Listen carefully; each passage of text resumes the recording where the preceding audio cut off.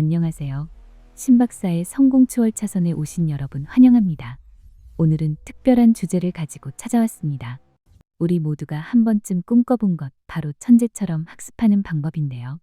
3일 만에 두뇌가 변화한다는 과학적 학습법이 있다고 하는데, 신박사님, 정말 가능한 이야기인가요? 네, 실제로 가능합니다. 많은 사람들이 지능이나 학습 능력을 타고난 재능이라고 생각합니다. 하지만 스탠퍼드 대학의 신경과학자 앤드류 후버만 교수의 연구에 따르면 간단한 몇 가지 방법으로 두뇌를 역이용해서 학습과 암기 능력을 극대화할 수 있다고 합니다. 두뇌를 역이용한다는 게 잘 이해가 되지 않는데요. 그럼 먼저 기본적인 것부터 짚어볼까요? 우리가 흔히 생각하는 학습과 뇌과학적 관점의 학습은 어떻게 다른가요? 아주 중요한 질문입니다. 대부분 사람들은 책을 읽거나 강의를 듣는 것이 곧 학습이라고 생각하는데요. 뇌과학적으로 학습은 전혀 다른 개념입니다. 그럼 진짜 학습은 무엇인가요? 고등학생도 이해할 수 있게 설명해 주실 수 있을까요? 학습이란 습득한 정보를 잊지 않도록 두뇌 회로에 저장하는 과정입니다. 마치 컴퓨터에 파일을 저장하는 것처럼 우리 뇌도 정보를 신경 회로에 새겨 넣어야 해요. 단순히 반복해서 읽는다고 저장되는 게 아니라 특별한 방법이 필요한 거죠. 흥미롭네요. 그런데 실제로 이런 방법이 효과가 있다는 구체적인 증거가 있을까요? 네, 700명의 의과대학 학생들을 대상으로 한 매우 흥미로운 연구가 있습니다. 놀랍게도 최상위권 학생들의 평균 공부 시간은 하루에 단 3-4시간밖에 되지 않았어요. 정말요? 의대생들이 3, 4시간만 공부한다고요? 많은 사람들이 10시간씩 공부한다고 생각하는데 이게 어떻게 가능한 건가요? 바로 방법의 차이입니다.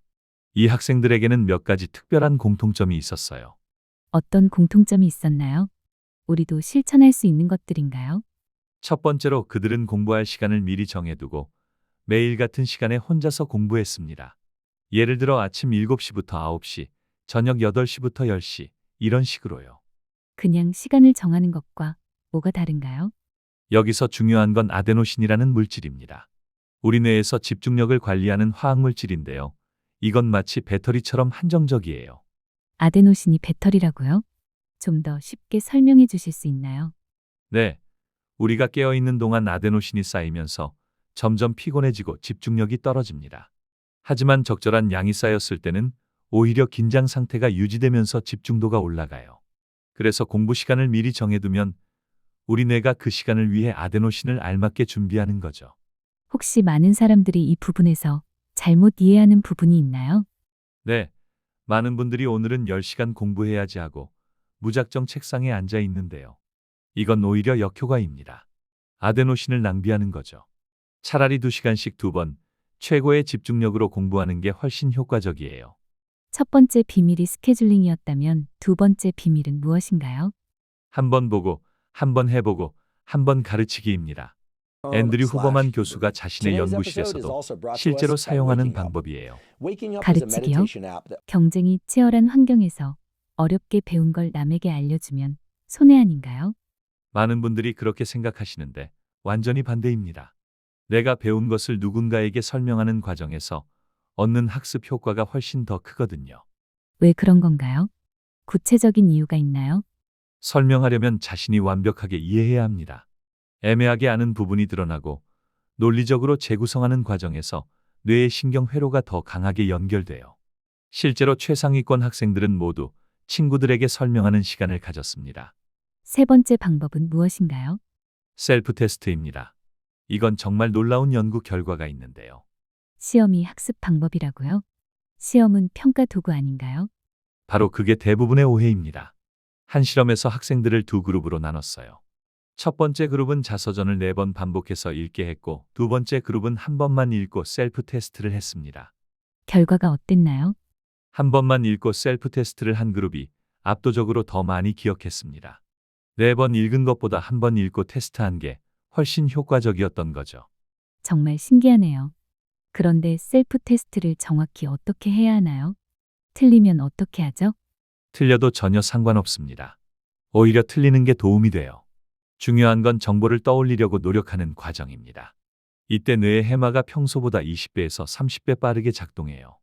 그럼 셀프 테스트는 언제 하는 게 가장 효과적인가요? 이것도 흥미로운 실험이 있습니다. 세 그룹으로 나눠서 실험했는데 공부 직후 바로 테스트하고 시험 직전에 한 번 더 테스트한 그룹이 가장 좋은 성적을 냈어요. 공부하고 바로요? 좀 시간을 두고 하는 게 낫지 않나요? 아니에요. 바로 하는 게 핵심입니다. 공부 직후 5초에서 10초만이라도 방금 배운 걸 떠올려 보세요. 이 짧은 시간이 1년 이상 기억을 유지하게 만듭니다. 5초면 되나요?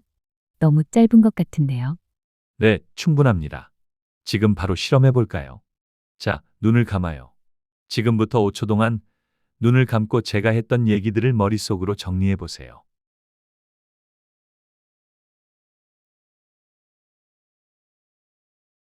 방금 들었던 내용인데 바로 정리하는 게 어렵네요. 네.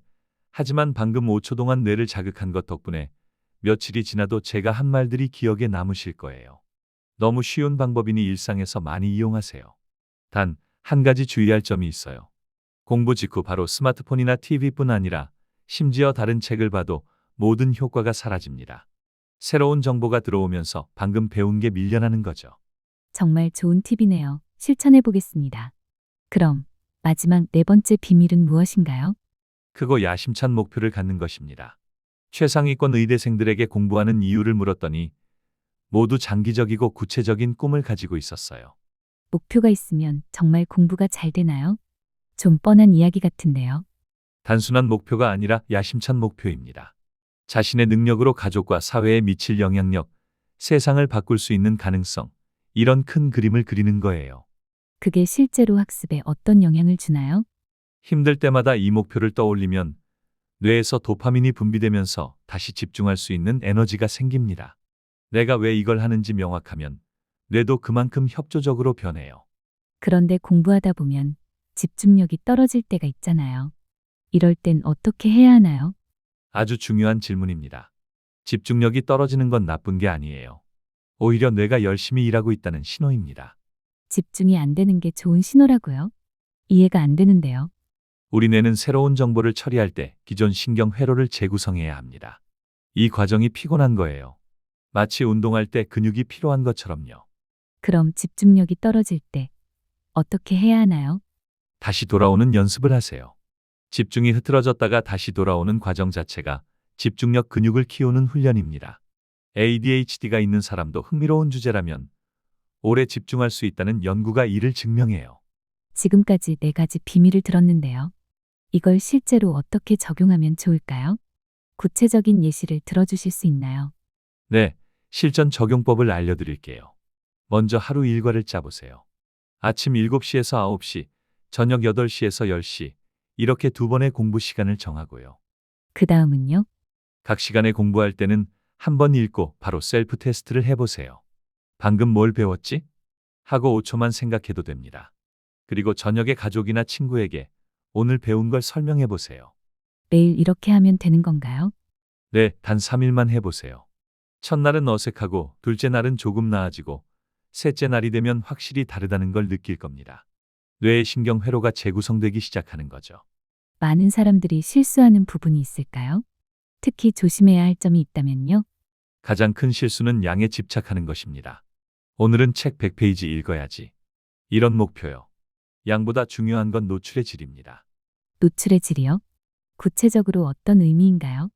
한 번 제대로 읽고 테스트하는 게 4번 그냥 읽는 것보다 낫다는 거예요. 정보에 수동적으로 노출되는 게 아니라 능동적으로 상호작용해야 합니다. 또 다른 실수는 없나요? 스마트폰입니다. 공부 직후 바로 SNS를 보거나 유튜브를 보면 방금 배운 내용이 다 날아가요. 최소 5분은 아무것도 하지 말고 방금 배운 걸 정리하는 시간을 가지세요. 사람마다 학습 스타일이 다르잖아요. 이 방법이 모든 사람에게 통할까요? 좋은 지적입니다. 하지만 이 4가지 원칙은 뇌과학적 원리에 기반한 것이라 학습 스타일과 관계없이 적용됩니다. 예를 들어 시각적 학습자라면 어떻게 적용하나요? 시각적 학습자는 마인드맵을 그리면서 셀프 테스트를 할 수 있어요. 청각적 학습자는 녹음해서 들으면서 빈칸을 채우는 방식으로 테스트하고요. 실습이 중요한 기술 학습은요? 한 번 보고, 한 번 해보고, 한 번 가르치기가 특히 효과적입니다. 예를 들어 프로그래밍을 배운다면 코드를 보고, 직접 짜보고 다른 사람에게 설명하는 거죠. 이 방법으로 공부하면 정말 오래 기억할 수 있나요?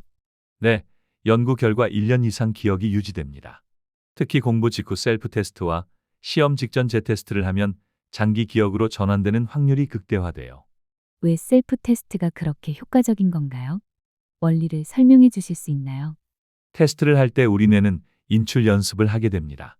정보를 꺼내오는 과정에서 신경 연결이 더 강해지는 거예요.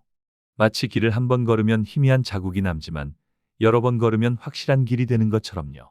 이 방법을 시도하다가 실패하거나 좌절할 수도 있잖아요. 어떻게 극복해야 할까요? 셀프 테스트에서 40%에서 50%만 맞춰도 전혀 문제 없습니다. 오히려 틀리는 경험이 더 중요해요. 틀렸을 때 정답을 확인하면서 뇌가 더 강하게 기억하거든요. 처음에는 어려울 것 같은데요. 당연히 처음엔 어렵습니다. 하지만 3일만 참고 해보세요. 뇌는 매우 적응력이 뛰어나서 새로운 패턴에 금방 익숙해집니다. 오늘 정말 많은 것을 배웠는데요. 마지막으로 핵심을 정리해 주실 수 있나요? 네, 네 가지만 기억하세요. 첫째, 공부 시간을 미리 정하고 스케줄을 지키기. 둘째, 배운 것을 다른 사람에게 설명하기. 셋째, 공부 직후 바로 셀프 테스트하기. 넷째, 크고 야심찬 목표 갖기. 이 네 가지를 모두 해야 하나요? 처음에는 하나씩 시작해도 좋습니다. 가장 쉬운 것부터 해보세요. 하지만 네 가지를 모두 조합하면 시너지 효과가 엄청납니다. 오늘 알려주신 방법이 정말 3일 만에 효과를 볼 수 있을까요? 네, 확실합니다. 이건 제 의견이 아니라 수백 명의 학생들을 대상으로 한 과학적 연구 결과입니다. 여러분의 두뇌는 이미 천재의 잠재력을 가지고 있어요. 단지 올바른 방법을 몰랐을 뿐입니다. 정말 희망적인 메시지네요. 오늘 배운 내용을 당장 실천해 봐야겠습니다.